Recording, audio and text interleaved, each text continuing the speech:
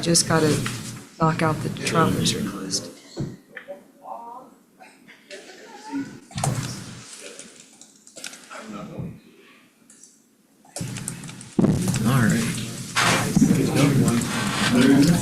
All right, good morning, everyone. It's 9 a.m. on Monday the 27th, and we are here for a Human Resources update meeting.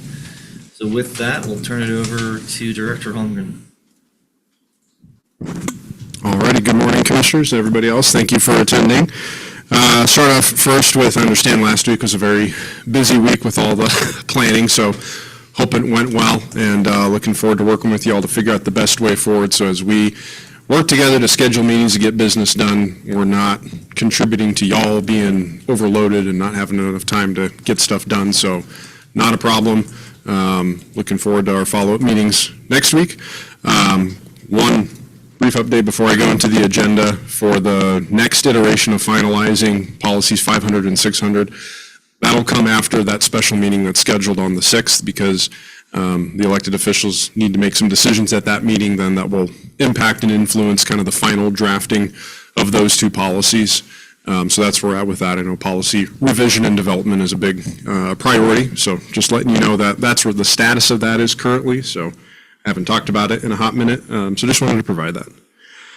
First item I have for discussion is regarding Bonner County's role in unemployment insurance claims. So as I've looked into this and researched this, there's been a lot of questions about what this means with handling employee relations and the ending the employment relationship with somebody and what happens the second and third steps after that. So I've learned Bonner County is a public employer, so we're a direct reimburser back to the state unemployment insurance fund, which is great because I'm used to in the private sector, it's a part of payroll taxes. So we're not paying payroll taxes. That's awesome, because if there gets overutilization, your payroll tax percentage can increase. It's kind of like an informal control measure on employment practices that a state's Department of Labor or employment department will put kind of on the private sector to make sure there isn't negligent firing practices, that sort of thing. So we don't have that same dynamic being in the public sector, which is great. The comptroller graciously pulled a report, or ran a report for me, kind of showing what that direct reimbursement cost for Bonner County has been over the past 3 years. It's been just under $100,000 that the county has paid out to reimburse unemployment insurance claims. And over the past 3 years, looking at the data, it kind of ebbs and flows each year, but overall it's been a 15.76% increase from 2022 to 2025 in the amount that the county is paying out. So this tells me that Bonner County needs to do a better job of responding to unemployment insurance claims, because I don't know if this expense is budgeted, if it's thought of, it's accounted for, and it could be a way that the county is just kind of leaking public funds unnecessarily. So current action plan, last week we registered, we started the process of registering Bonner County with the Department of Labor on their online portal. It's called SIDES. It's used nationwide. I used it in the state of Oregon in the private sector. That gives employers the ability to respond a lot faster to notices and requests for information. Right now we get them in the mail and they have to go back down to Boise, so it's a bit of a process. It also gives employers more tools for answering the questions of the Department of Labor when they start asking about, reasons for separation and that sort of thing. And that feeds into the determination the Department of Labor makes. A big misnomer right now, and I've kind of heard this through different separation actions, employee relation actions, is there's this idea that, the county can somehow guarantee that a former employee gets unemployment. That's just simply not true. No employer has that authority or makes that call. Our only job is to respond to questions that the Department of Labor gives. The Department of Labor is the one who collects the data, makes the determination. And so there seems to be a big opportunity for professional education and sharing information. And so on the 30th, I'm going to attend a webinar that the Department of Labor is putting on about unemployment claims in this whole process. And then after that, I'm going to ask them for educational materials and resources, so then hopefully I can put together some training at a minimum for supervisors and managers. We'll need to look at our internal SOPs and make sure we align it with the needs of the organization and the requirements that the Department of Labor has of employees. And so that's the way forward with that. Any questions, input from the board about direction? That's kind of where I'm at. Would love to get your input if you've got any other suggestions, questions you have specifically you'd like for me to look at or answer. So it sounded as if there have been some instances you became aware of where maybe upon separation, someone from the county was indicating that the person should expect. And so you're indicating that we should craft what the correct communication is and educate anyone in a supervisory role so that they're communicating accurately with someone who's being separated from the county. Is that a good summary of what you're? Yes, sir, because there is definitely the risk of incurring liability personally or on the county if somebody makes the claim, and oh yeah, we'll do X, Y, or Z and you can get unemployment. Well, what happens if they don't? That seems to be a significant chink in the armor, so let's do some research and education and training and figure that out, because ultimately that's not our call to make. That's the determination of the Department of Labor, and so I'll get those resources and information together so we can understand what is the role of Bonner County, what do we do in this process, so that way we're being honest and really it's just responding to information, and then we can figure out what are we legally obligated to do by statute, what are kind of best practices, what's the vision of the board and how all this works. When Christian, gets back, I can see if he's got any additional input from the liability aspect, things that he deals with insurance and claims. That's kind of the idea for the way forward, because almost 16% increase over 3 years of the county bleeding out money for this, that might not be necessary. So let's take a look at it to see if there's a way to, not bleed those funds out if necessary. Do you need to put that much effort into this? Because the problem with this county is that they have never questioned unemployment benefits versus just creating the policy that doesn't do that. And so in some ways, Bonner County has supplemented people that are leaving to say that they won't question unemployment. And so if there's just a policy that addresses, if we, for example, separate for cause and it's our decision that we're going to let someone go, that we just address how that process is.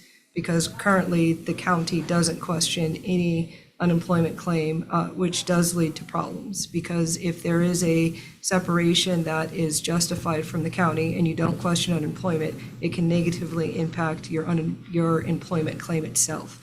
And so is the effort better spent addressing that aspect versus what the state does with unemployment benefits is not within our control. It's just to know what they do. But our actions are within our control, which is questioning, moving away from the idea that you just don't question unemployment claims, but because that's where the leakage of the budget is. And I had that conversation with you a couple of weeks ago about leakage in unemployment claims is the fact that we don't question and we allow people to access that line of insurance without question. And so it seems like the better focus can be just on the county's process of when do questioning unemployment claims at the time of separation. Is that the direction that you're going to go in? Because I thought that's what you were going to work on. Yes, that is the direction. So ultimately, we'll be developing, here's our policy, here's our process, educating the team so everybody knows what their role is, and especially managers, supervisors, leaders don't put themselves or the county in a dangerous position by saying something that's untoward or incorrect. But we got to have all the background information and understand the process first. So when we refine that guidance, it's accurate, and it actually helps us instead of, not being researched well enough or something like that. So yes, that's the direction we're moving in. That's the end state. And so step one is the prep work to get the information so we can craft accurate, helpful guidance that actually does the best job at serving the county and the taxpayers.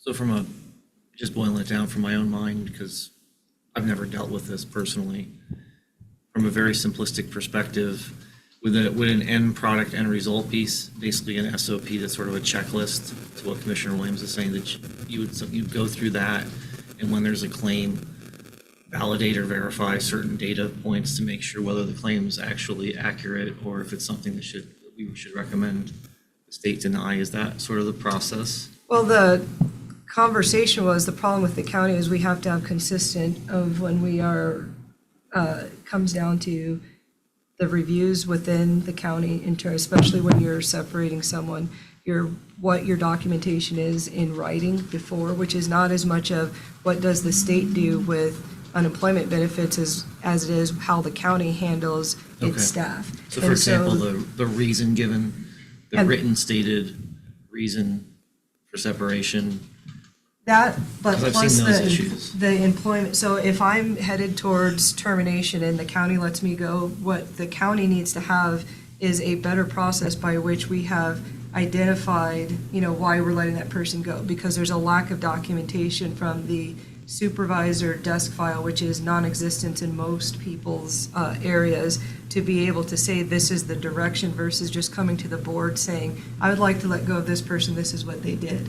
But you'll have people where they're on performance reviews and it's not actually, the document doesn't lead to that decision. And so it's not, there's a little bit of a lack of understanding in the organization that being at will doesn't mean you don't have to document. And so that is an HR function of, yes, you do need to document because those documents are then what you would turn over to Department of Labor when they're asking you for that termination. So it isn't as much as understanding what they do. It's actually, to me, it should be refocused on what is the county doing, because it's pretty cut and dry for the Department of Labor. It's someone is going to apply whether we like it or not, and it's what do we have that justifies that termination so that we don't have to pay that benefit. So for me, the process starts with the county, not the state. Yeah, I hear what because you're it's saying. not, the state doesn't, the state's very easy. They're going to say yes or no to what we present. The problem is us. We don't have the documentation. But I can see where if we understand how they're making their determinations, then we can better address how we document, what kind of terminology we use in decision-making process, so that the personnel file does contain the right information for a clear determination to be made by the state. It's not something that can be easily challenged or. And I think, The state is pretty straightforward. Right, though. right. I'm just saying, if you know your It's target, not, then- well, it's not, so the insurance isn't the target really, it's the employment law that is the target. Because the insurance is just something someone applies for. So you don't want to fashion your process based on what the insurance company is going to do, because the insurance company could just say, I feel like it's a tie. It's really what you're looking at is your bigger issue of employment law, which is the focus of HR, not the insurance company. So that's going to be something you add into it, but the understanding is employment law, not how the insurance company is going to decide on that claim, because they can make decisions based on, it's unclear to them, but our process needs to fashion the law, because the bigger claim is actually an employment To be law defensible. claim, not an unemployment claim. So we and Commissioner need to Williams focus on that. is hitting the nail on the head, and I'm tracking that this webinar is explaining to employers, here's the process, here's what they're looking for, maybe here's how you interact with the portal. So once we understand that, as we craft our processes and how this works, and there will be an impact to then, what does it mean for additional workplace-related documentation, so we'll bleed over into that as well. I think we're saying the same thing, but maybe ship's passing the night a little bit. It's not about Working with the, insurance, I'm talking about employment law. that's what I'm talking about. The way the insurance, because you said you're going to do a study on, or a webinar with the insurance, right? No, the Department of Labor is putting on a webinar to talk about the unemployment insurance claim process and how employers interact with that, and what their role is, and then that will inform us as we create and craft, okay, now what are we going to do, like you were saying, to make sure we've got the right type of documentation. It supports the team out with having that documentation to mitigate the risk of violating employment law in some manner or capacity. But you said employment law insurance. No, I did not. So I have a question. So when you talked about the $100,000, was that over the 3 years we've leaked out 100,000, or is that 100,000 a year? That's over the course of the 3 years, and it's ebbed and flowed. So in 2022, the total amount that the county paid paid out was $25,537. In 2023, it was $28,934. 2024 was only $7,052, so there's a significant 75% decrease. But then last year for fiscal year 25, it was back up to $29,561. So, and again, the next natural question that comes into my mind is that budgeted for? Is that planned for year to year? And regardless, what can HR do to help the county with preventing that budget leakage like Commissioner Williams has talked about? So When you say leakage, are you saying you reviewed the claims to determine that they were inappropriately paid claims, or is it really that that's the total amount that was paid out in those years and the total comes to that dollar amount? So it's not necessarily leakage. Leakage is we've identified that these were claims that we should have protested against because the county does have high turnover, and so the claim itself is not inherently wrong. So did you do a compare contrast to this is the dollar amount that was paid over the last 3 years. These are the number of claims that we could have avoided. Those claims would be leakage, not the total.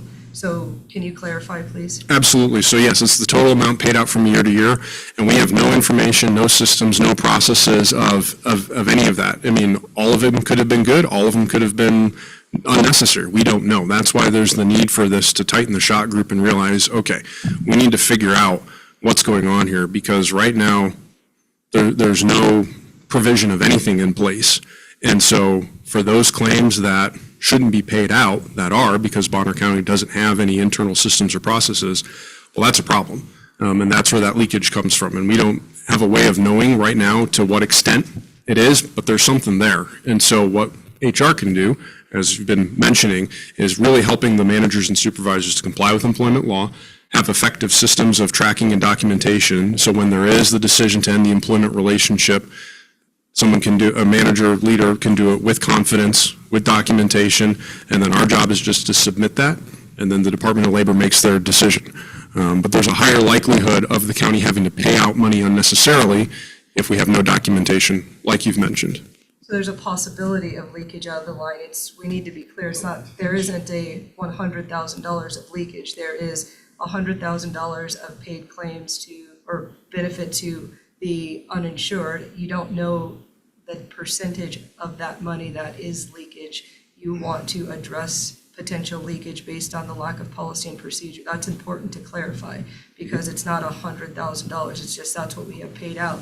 And really, we're looking to see if we can reduce that number by way of implementing a policy and procedure. But there is a way for you to track what the dollar amount of potential claims that we could have avoided by looking at the claims, because HR has the ability to look at the claims that we've submitted, that we've paid out on, and what our responses are, because HR gets notification of claims for unemployment insurance that says, do you want to question this? So we can actually go through the steps to see what is the actual dollar amount of leakage before we say it's $100,000. It's just $100,000 of benefit paid to that line. Yeah, yes and no. Yes, in terms of now that we're registered with sides, we'll have a better ability to review and track the claims that are in process and we'll be notified of them. There hasn't been that paper trail or record keeping previously, so we don't have any internal documentation of anything previously. We'd probably have to go through some arduous process of snail mail with the Department of Labor if we wanted that historical documents. Moving forward with registering with the online portal, yes, we are going to be able to have a better sense. The Department of Labor does not tell the employer exactly how much is going to be paid out. They give you an idea of this is potentially the maximum benefit per week for X number of weeks, and you get that in the correspondence you get from the Department of Labor. But the Department of Labor doesn't tell the employer in its official communication exactly what that dollar amount is. It's not like reviewing a claim with travelers. It's very, very different. And so I'm looking forward to learning from this webinar kind of, how do we do that? Maybe there's some information that we don't know yet that we can figure out to help us kind of refine and drill down and really understand, what's the impact financially to the budget, because that's really important. Are you saying that you're missing the documentation from historical claims from the state that notify the county that someone has applied for the benefit? Are you saying you can't find that? Yes, there aren't any records of that. What we started to do now since I came here, we'd get something in the mail. We've started to scan it and upload it, and so we can look at a name and, okay, follow the paper trail of here's what we've gotten, here's the correspondence. And it'll be way easier to do now that we're registering for the online portal, because we'll be able to log in and see a list of everything rather than going in Munis and trying to hunt and find by name, which is very frustrating. But it'll give us a better system and framework moving You forward. have it, it's just arduous to find it. No, we don't have it. So you're saying it's not in the files of people that have left? Since before I got here, no. But it is now since I've gotten here, because I've started scanning it in myself, so. And to the best of our knowledge, they've just been processed as a claim and paid, and that's the record keeping we have as a county. Correct. And what we can do to see what the actual impact is we can then keep track of the year-to-year data and see, okay, we got notification this claim was going to get paid out. They gave us an estimate of what the maximum weekly benefit would be. And then we can look at these year-to-year reports and kind of see the delta and how the amount changes and track trends, whether it decreases or increases, and then we can kind of get a sense or an idea from there. And then maybe the next step is for HR to work with auditing to, and I'd thought, get the clerk's input about what the best way forward with this is. Maybe this is something we can get data on and then plan from year to year to have an idea. And then maybe it's a budget thing. I'd have to defer to the keepers of the budget for that. So the Department of Labor does allow you to access our claims, so maybe that there's some data retention that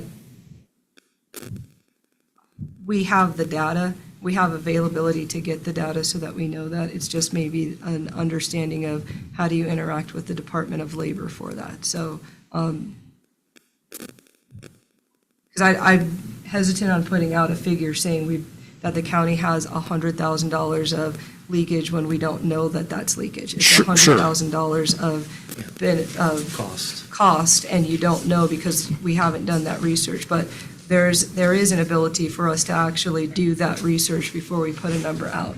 And if the answer is we just want to move forward without looking at the cost, but recognize that there's policies that need to be updated, that's fine. But I don't want to say that there's leakage of that, because it's not leakage, that's just the cost. You haven't. Sure, we can clarify. There's almost $100,000 that has been paid out in reimbursement to unemployment insurance claims. Some degree of that potentially may be leakage. And we don't have anything in place as of right now since I came in or from before I was here. And so this is a problem that I've identified of, this is having a financial impact to the county, to the taxpayer. Let's take a look at this, because there's probably a lot of this that's unnecessary. Is that clear? Bottom line, it's cost us money. Yeah, we have And if we we're spending thousands of dollars a year out of the budget, and we don't necessarily have a good process by which to track and determine whether or not those costs are appropriate. So it makes sense to improve on that process going forward is what I'm taking away from it. Yes. Great. Thank you. All right, so I'll provide updates then as we continue to move forward and get more information about that. Next action item for discussion is regarding Bonner County's current lack of a policy addressing administrative leave. So there is nothing in Bonner County's personnel policy manual that addresses administrative leave. I've tried to Control F, find it in PDF, with 5 or 6 different ways and word combinations, and there's nothing. So many offices and departments have been in the practice and habit historically of placing individuals on paid administrative leave. And okay, that's fine. There's nothing that says you can't do that. There's just no HR protection or top cover because we don't have a policy that addresses it. So we're kind of operating with our pants pulled down a little bit with regards to that. So the risk of litigation and liability, I think, is immensely increased because we don't have a policy in place. And so, so far, I've done some initial research and I've gotten some great starting points about just administrative leave. So I've got a fact sheet from the Office of Personnel Management, so that's the federal government level HR that talks about it, found in the Code of Federal Regulation where it talks about admin leave and different types as well. And then I got the Idaho Division of Human Resources at the state level, kind of their policy and overview of that. And I also found some Idaho administrative codes from the Idaho Division of Human Resources. So we can see the federal government and state and kind of what they do and use that I'll use that as a framework then as I try to craft something that's specific for Bonner County. So before I started writing, wanted to hear from the commissioners historically what you guys have seen, if there's anything specific that'd be helpful in this process. Any input you have for that? The The only- time I've been here, I've seen Bonner County losing a lot of money due to these administrative leaves. And I do think we need to get a handle on that and have some kind of a policy in place that stipulates when you can and when you can't, or who can and who can't. I think we're losing a lot more money in this situation than we are in the last one we just spoke of, from what I've seen this last year. Yeah, and I think it's critical that it ties in, right, when it comes to if somebody's under suspicion or failing to perform in some way, as we have policies that relate to addressing underperformance and issues, I think we have to correlate that with administrative leave so that we're not using and abusing one type of policy to circumvent the other. If there's a performance issue, it needs to be addressed directly and appropriately, following the correct policy. And if administrative leave is being considered, I think we should be very specific about under what circumstances it's appropriate, how it's different from typical, performance-related issues. So that's my opinion on it. I think it should be very narrowly construed as to how and when it's appropriate to use. So I would like to follow best practices to include the Laudermill process, which this county does not do, as a consistent, when I've come across issues, that's what I recommend to everyone. And then, we did this with the ambulance district. It is a very sound way of mitigating issues that come forward to the county. It's built into it a system by which the communication from both sides occur to address a lot of the personnel process, and it is a good argument if it leads into an employment case. In terms of it's very clear on what you do for an administrative leave, and then how we investigate that. I think that the process would need to include at what time do we send it for an outside investigation, because there have been questions that come up internally where some of the actions of staff, directors, or even electeds actually negatively impacts an employment case. Every administrative leave case, in terms of best practices, has to be seen as a potential employment claim. And so the best way you manage your employment claim is a clear process, and the Laudermill process offers you that. Even to the line of, in the event that I'm placed on administrative leave because you need to investigate my action, it clearly states that I'm going to get a letter from HR to tell me what's happening and how long I'm on that leave, and when I'm going to expect the next piece of correspondence, and then how I'm supposed to correspond. And it also tells me, Asia, you're not to come onto the campus or to communicate during this process. That is a very clean process in terms of investigation. I think that it would be beneficial for the county to implement that when you're talking about administrative leave, because it also gives the individual the opportunity to, here's what has been found, and then they get to write their response in, so that provides for an investigation foundation. But you have to understand what that process is in order to execute that. I also think that will be beneficial to the prosecutor's office, because when we're involved in these types of claims, one of my hopes is that the county lower the amount that we send out to third-party attorneys, and some of that comes from giving a process that can be followed.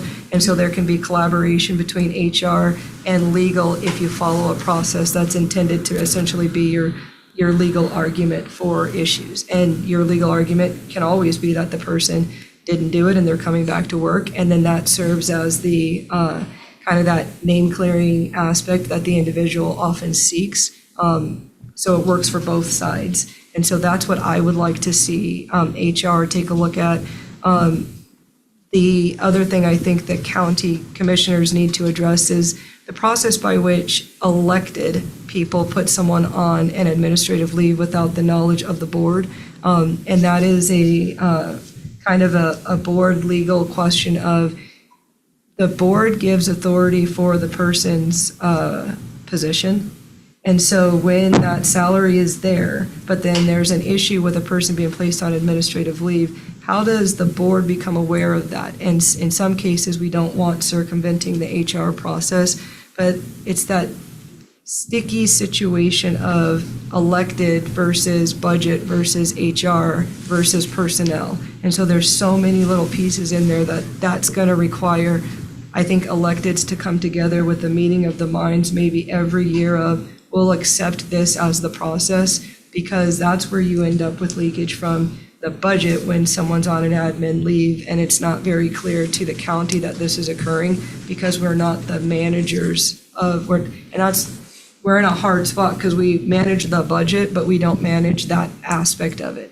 But we can influence that aspect. And I think instead of a forcing mechanism, we need to have a collaborative mechanism between the electeds and how you address that aspect of decision-making, because there's a difference of opinion on the board's impact on a budget. So I'll say my opinion is, if we budget for Asia to work as an assessor, and then Asia gets put on admin leave, but that money is still out there, and then we say, oh, I need some assistance with what Asia's not doing, can we do that? When do we have to come to the board and be open about things like that? And so I think that's probably the hardest piece on the admin leave aspect of it, is when it's an elected, because the directors have to come to the board and ask for that. There has to be that communication. The other thing I see on the admin leave aspect is, I think there needs to be more communication when people are given in performance improvement aspect that might then lead to that admin leave. Because when you're doing that PIP there are things that need to be there that don't get put in a PIP, as well as there needs to be an understanding that directors and electeds as a whole, when you're talking about managing people, they individually should not be making agreements of, I'm going to accept this, for example, work restriction, instead of bringing it to HR that comes forward so that we're following the same process. Because when you follow a process here but not there, you create exposure. And that's what's happening in this organization as a whole as well. And so the PIP review needs to be pulled into that admin, because sometimes it leads to the admin leave. And if the PIP is not done correctly, the admin will not be done correctly. And then all of the things that you're trying to mitigate are not done correctly. So I think you have to expand your admin leave to include your performance review process, to include your supervisor desk file, and really open communication with HR on where are people at with that, so that it's documented that there's some consultation with human resources when a supervisor is giving a PIP, because oftentimes in this organization, a person will be on a PIP and HR doesn't even know that they're on a PIP. And that creates a problem. Then when you're saying, well, now I want this person on admin leave, there's a problem that exists there. So I think you have to broaden it out to pull in the PIP. Absolutely. I really appreciate that feedback, and yep, you're hitting the nail right on the head. Since I've been here, I've had PIP-related conversations and input with facilities, solid waste, and the courthouse, and that's been really good strategic relation-building conversations where the department head or the manager will come to me and go over the PIP, and we'll take a look at it to address those things that you're talking about. But absolutely, with admin leave and the way that employment separation occurs for the unemployment claims aspect of it, it will all come to, it will also touch on, like you're talking about, Commissioner Williams, policy, clarity, development, refinement for performance evaluation, managers and supervisors keeping track and documentation of that. And you're absolutely right, because those things all go together and they can't be thought of in separate silos. They all connect. So I agree, 100%. Director Langley? Yes, so what I'm hearing is a bunch of, we don't actually have written guidance for how we're going to execute our employee feedback, the way that we're going to develop and mentor our employees, and then the repercussions of failure to meet minimum standards by said employees. So I came from an organization that I had about 30 years experience with it, that had hundreds of pages of written instructions on how to execute a performance report, the midterm feedback, the end-term feedback, how that entire process worked, how to log it, where it was saved, where you could go find it. I can't even find my performance reports, and I'm a director. It's okay. But at the end of the day, it's how we actually, this is a step in how we take care of our employees, not just how we limit our legal liability. So if we take it from a holistic aspect, maybe, and we care about our employees, not just in our day-to-day interactions, but how we develop them as people and professionals, and move forward with the policy and instructions on how we're going to annotate good, annotate bad, then maybe we will have a better outcome holistically.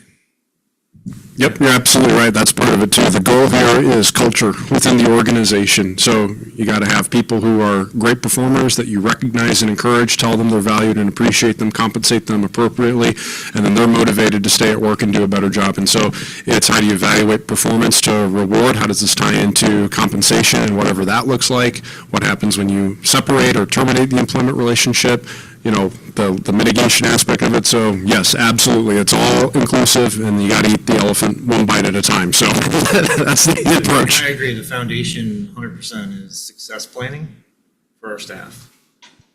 And then right now we're addressing contingencies, right?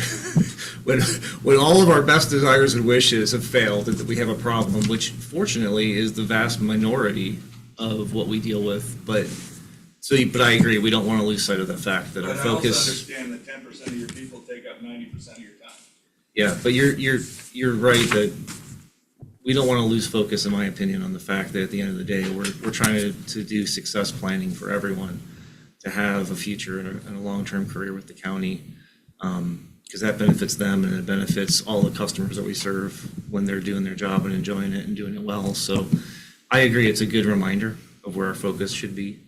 And we know that we have some of these gaps that we have to fix as well on the contingency side, so. From an HR perspective, though, when you're looking at these policies and this is actually for the employee, because they know what to expect, and they know how to be supported in their position, which is why it's important to really nail it down, so that if someone were to actually interact in a way where someone questioned their performance, that they could pull those policies and know, I followed this policy. And so it is actually inherently built in for the employee, because, and I made that comment when I said, if you use the Lorderman process, it allows the employee their opportunity to give that response.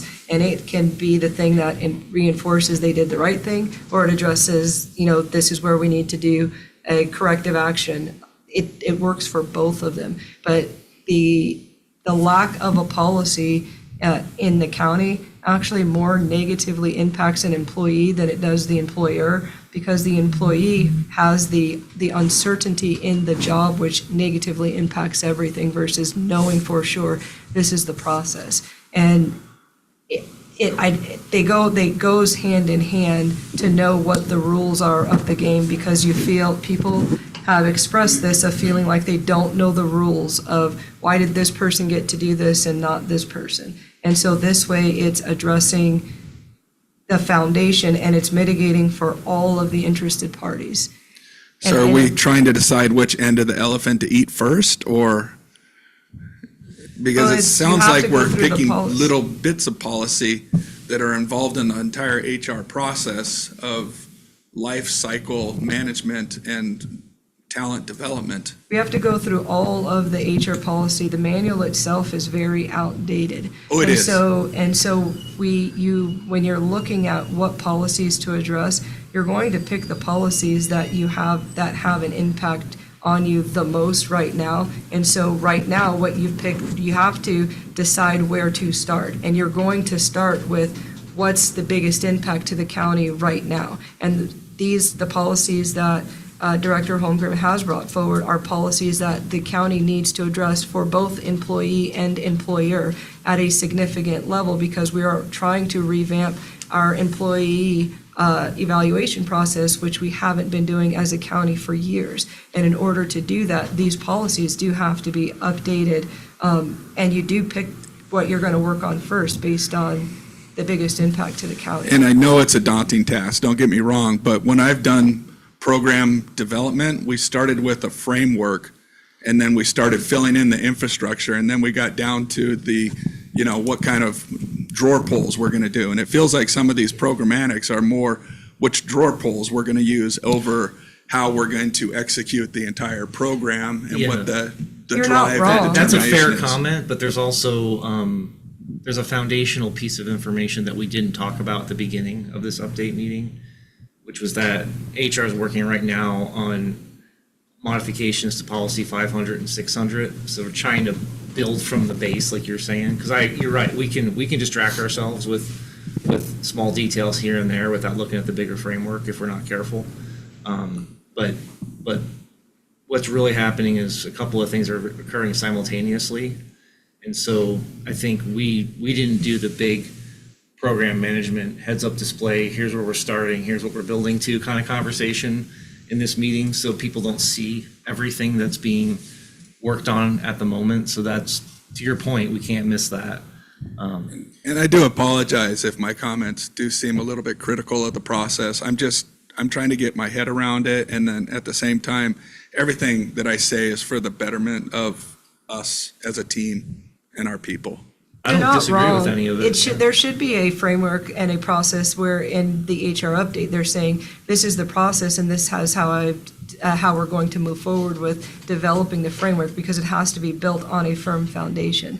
There are equally competing things that might pop up that say, I need to address this right now because it's impacting something that I'm trying to work on. And so for me, the administrative leave policy is one of those that need to be addressed because it does impact the foundation of the framework. But I do think HR does need to bring forward a framework by which they are going through the policy manual that explains the foundation and the process and procedure. And then on an upcoming update, then it would say, this is the framework, this is what I was working on, but this event has occurred that has required me to address this sooner than I may have needed to based on my framework, but based on situations that not everybody in the organization is going to be privy to, because some of those things have to happen behind closed doors. And so you're 100% right that there needs to be that foundation, and hopefully after this meeting, HR brings forward their framework, not just a discussion on some of the policies, because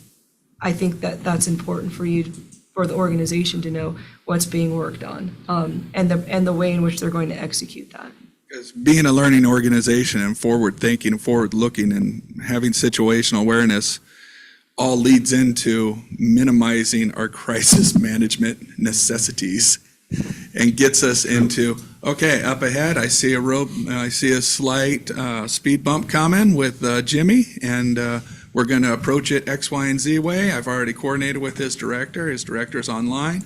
And here are the steps that we're going to take to ensure that we have the smoothest transition for Jimmy. Yep. You want to plan strategically and execute to it?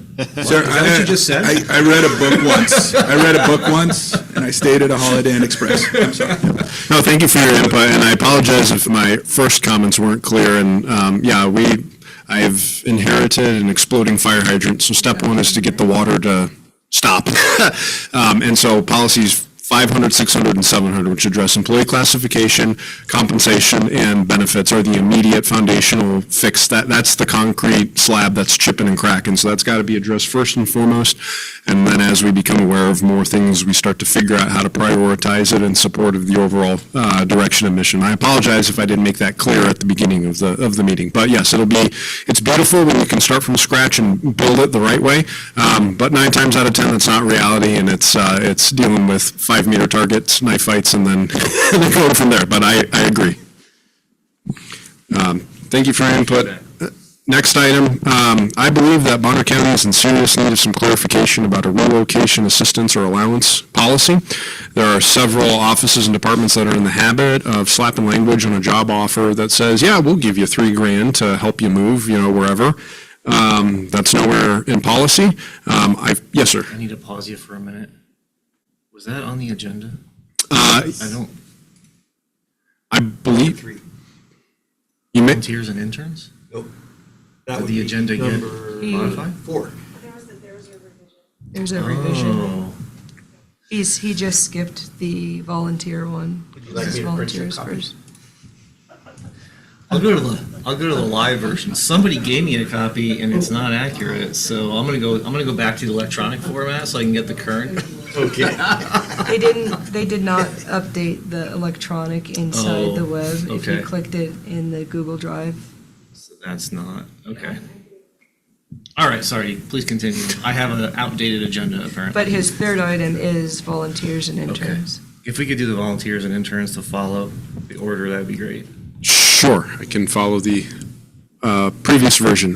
So we currently do not have a policy providing guidance on the topic of volunteers or interns. I threw interns in there because that was from conversation with the prosecutor's office, so there might be some opportunity to have some sort of internship program with law students for talent acquisition for, legal stuff down the road.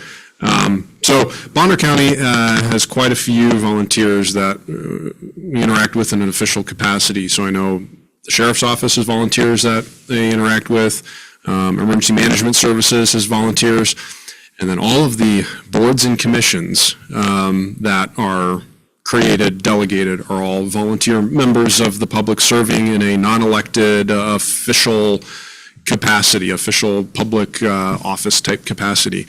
And so I was thinking, what's to stop or prevent, a volunteer member of the Parks and Waterways Board from walking into where the Parks and Waterways employees are and starting to try to direct work or communicating in a berating, disrespectful, mistreating sort of way. The HR mission, the mission statement for the HR Department of Bonner County includes servicing all employees and elected officials. Those are my customers. That's my job, is to take care of the employees and elected officials of Bonner County. So we have a gap here where potentially employees of the county don't have any top cover or protection against being mistreated, abused, having their work try to be directed by volunteer members of the public who serve on boards or volunteer for, events or organizations. And so I think this is a serious need to develop something that where, hey, you volunteer to be a part of planning, zoning, groomers, parks, waterways, fair board, whatever. We're going to have a code of conduct that's based off of statutes from the Idaho Code that talk about, certain requirements of behavior. And I got that printed out as well and can go over more of the research that I found later if you're so interested. And then they'd need to sign that, where you're a volunteer member of the public, but you are interacting in an official capacity, and we have standards of conduct and behavior that you need to be held accountable to. And that will help give the organization teeth effectively to deal with problems as they come up and arise. I've heard that there's always an undercurrent of things going on, and so this is, I think, a direction that will really serve the elected officials and the employees with being able to operate the right way. And so I would appreciate any thoughts you have on that before I start putting pen to paper. I'd say the other end of the kind of the end of the spectrum for that, or on the one side, I agree, we should have clear understanding of expectations on that end. I think also a volunteer should clearly understand, is the county providing me any type of coverage? If so, what and what not? Because that's come up as well. If I trip and fall, if I this or that, am I covered? Am I not? And a volunteer should clearly know what their liabilities are when they choose to provide that volunteer service. Absolutely, and I forgot to mention, Christian actually made a draft kind of volunteer document as he was working with Bob Howard, some of his volunteers, and I took a look at it. It was really, really great, and I think he got some help from Kootenai County with getting the form, but it does get after that, and you're absolutely right. We need to know, are they covered by workers' comp or not? What does our insurance cover? What does it not cover? And clearly stating it up front so there's no confusion, so there's no risk of a volunteer turning back around and trying to go after the county. Totally agree. There's a lot to unpack in terms of insurance and risk with respect to volunteers, and it starts with not using a generic word of volunteer, and then how they check in with the county with when they're technically volunteering for the county versus acting independently in the community. So it's a lot bigger because of that aspect of it. Just using the word volunteer doesn't make somebody covered. And as we went through this already, from an insurance standpoint, that actually matters. And so I do know that I've talked to Bob quite a bit about that, and he's trying to revamp the understanding of a volunteer, but it needs to include that list of what their interaction is with the county. So for example, when I volunteer for the Idaho Medical Reserve Corps and I'm doing a Stop the Bleed, I actually turn in a time sheet of this is where I am, this is what I'm doing. Because otherwise, if I just say I went out and did this, technically you would be covered for an extended period of time if you're claiming your activity was a volunteer for the county versus just I want to do, because I've done both. I've done Stop the Bleed just for the community. I've done Stop the Bleed just for Medical Reserve. But if something happens when I'm teaching Stop the Bleed, do I come to the county and say, I tripped and fell doing the Stop the Bleed for the county? And there needs to be an understanding, and that comes from the foundation of which departments in the county have volunteers and how we're managing the check-in and check-out. And that's what I know Bob Howard is trying to work on, because otherwise you're giving a 24-hour lifetime extended exposure, which can actually end up with a negative to the volunteer if insurance turns around and says, what you're calling a volunteer does not qualify for that benefit, but the person may think that they're qualified, which we also had to deal with this go-round, and we don't. And then what you end up with is being uninsured for an event, and that coming out directly of our contingency fund for a person, and the county saying they are a volunteer when for insurance standing, they're not a volunteer. And so that is a big thing that needs to be addressed, and it's not a conversation of this is what they told me they're doing. It needs to be in writing with signatures that gets updated annually of who they are, what they're doing, and when they're activated.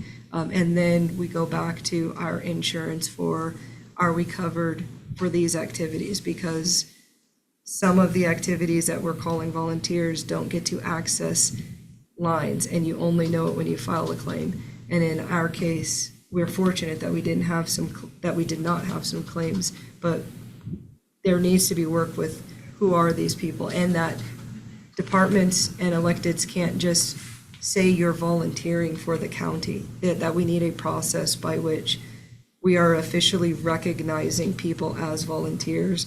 There was a point when, from a risk standpoint, we would submit the names of those volunteers to insurance as well as what we were covering for them, and I know that happens with our search and rescue group, but that doesn't happen elsewhere. And so insurance job is, once we give you insurance, my job is to help you never use my insurance claim. We're not on the same team, and so we have to treat it that way. Just because you're covered doesn't mean as an adjuster, I'm just here to process your desire for a claim. My job is actually to see if I can deny your claim.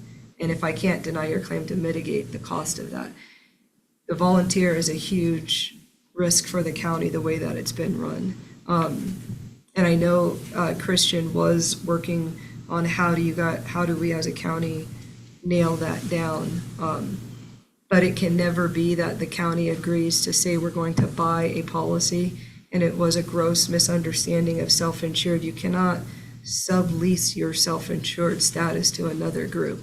So we need to make sure people understand insurance and risks associated with volunteers, because some of the volunteers are going to be deemed as just not covered for that activity by the county. And that needs to be clearly defined for some of what we're doing, because some of that's not covered. We don't have to start from scratch either, because Habitat for Humanity and United Way, data caring or sharing, they make you sign in, and it's for liability purposes. It's just not for what we purchased as insurance, not everything that we ask for would be covered. And that's where there does have to be the sign-in and the tracking, so that you submit that as part of your claim, and that comes from a risk management obligation, as well as people communicating to the county and getting permission for those volunteers. Because then we also have the obligation of, your data retention for volunteers and utilizing that communication that we have access to for whatever activity, because some are using, for example, their own private emails, but it's actions when they're doing volunteer work for the county. That needs to be discoverable. So there's a lot that goes into that we have to address. I'd like to see onboarding of volunteers. No matter what volunteer they're working with, if they're working on a planning or zoning commission or a waterways commission or search and rescue, I'd like to see that volunteer onboarded so that they understand fully that some of these issues as far as insurance and stuff goes when they are and not, that they need to sign in.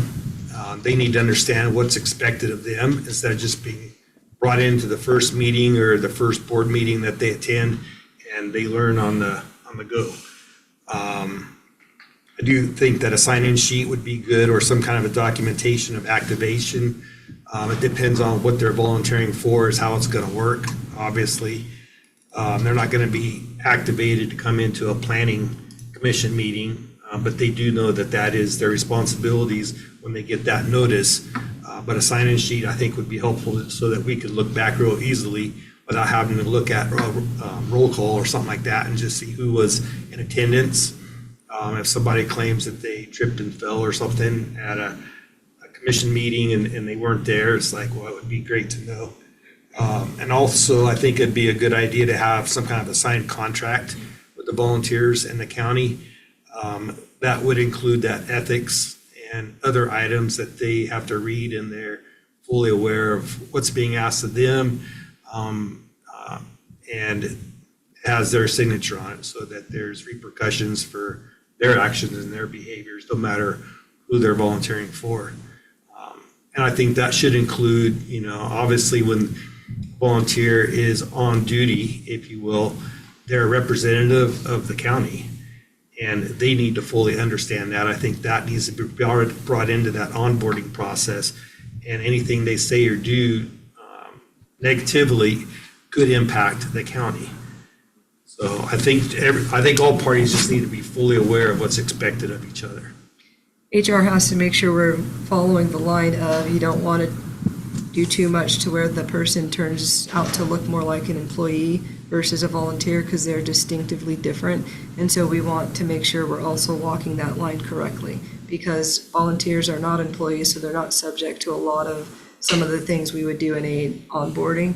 But I'm saying, I think he's just using that word, but we need to be mindful of volunteer versus an employee, because we need to make sure that there is a distinct difference between the two, because you can cross over into an insurance problem if you treat that volunteer as if they're really working for no money for the county. Absolutely, yeah. We'd use like orientation or some specific language to draw that line very clearly. Yep.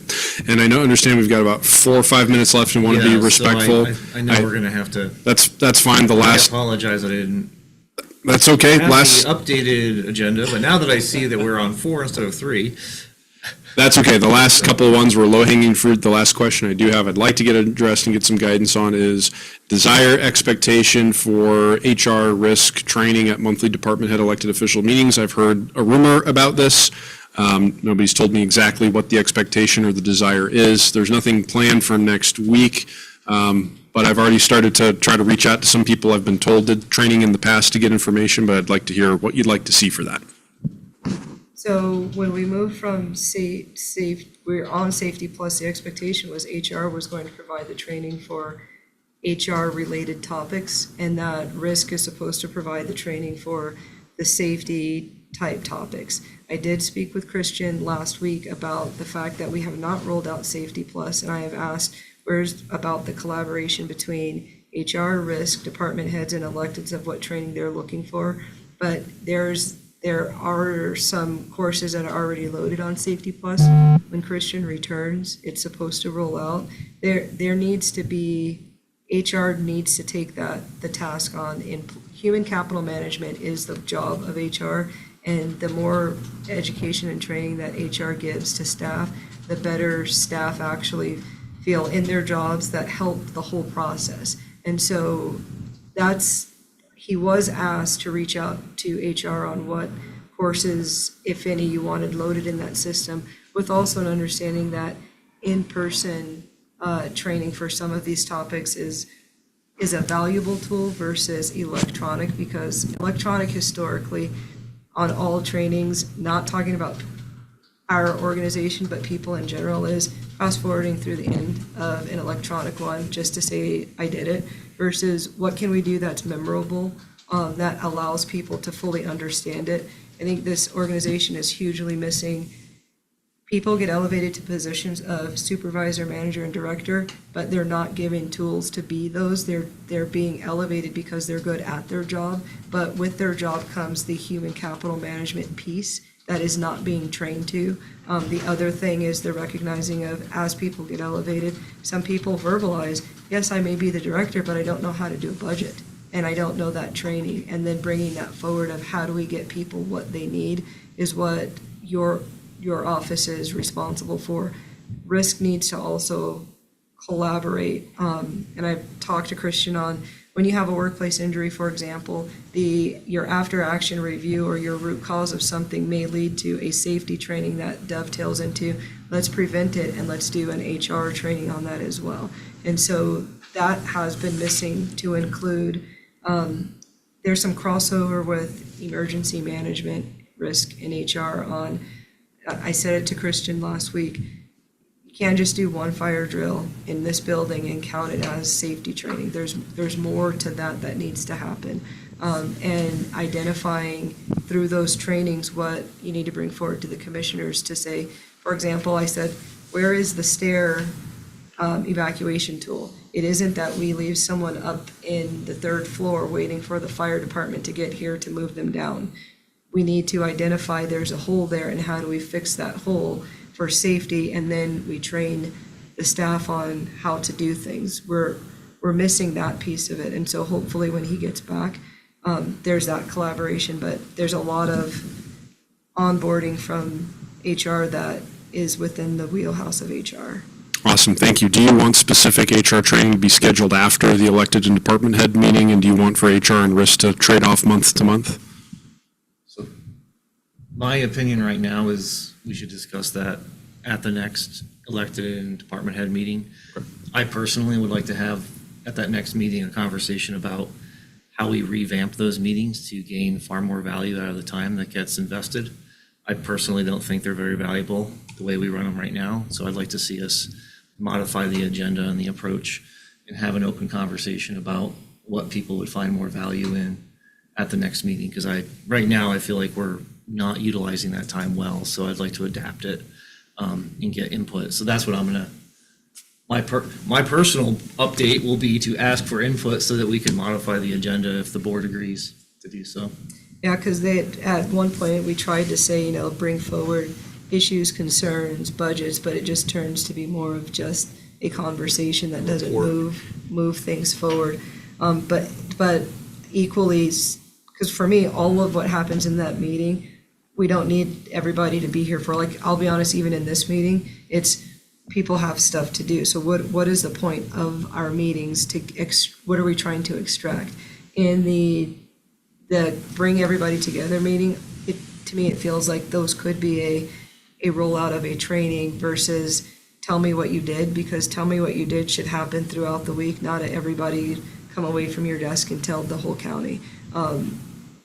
I think that we need to utilize our opportunities for education in a better way for the county, because things are moving a lot.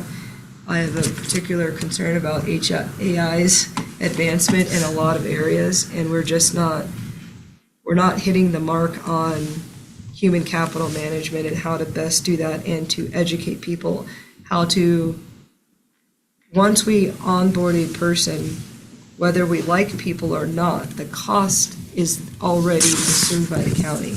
And so developing and watering that employee is important. And those are tools that come from HR. And it can just be that we haven't done that good enough for the way we are interacting with people, so. I think we should take up that question at that next EO DH meeting and let the whole room offer feedback and suggestions to the board so that we can consider and come up with if we want to change our approach. So unless somebody else has something urgent, since we've run past 10 o'clock, I'll suggest that we just conclude the meeting at this time. And I know we missed one of your agenda items. We'll have to pick that up at the next one, fortunately. And commissioners have any other? The only thing I'd like to say is since the stair thing was brought up, maybe we should ask Teddy to look into one of those self-inflating slides that would bypass the stairs, and we could just open a window. I'm not United Airlines. With that comment,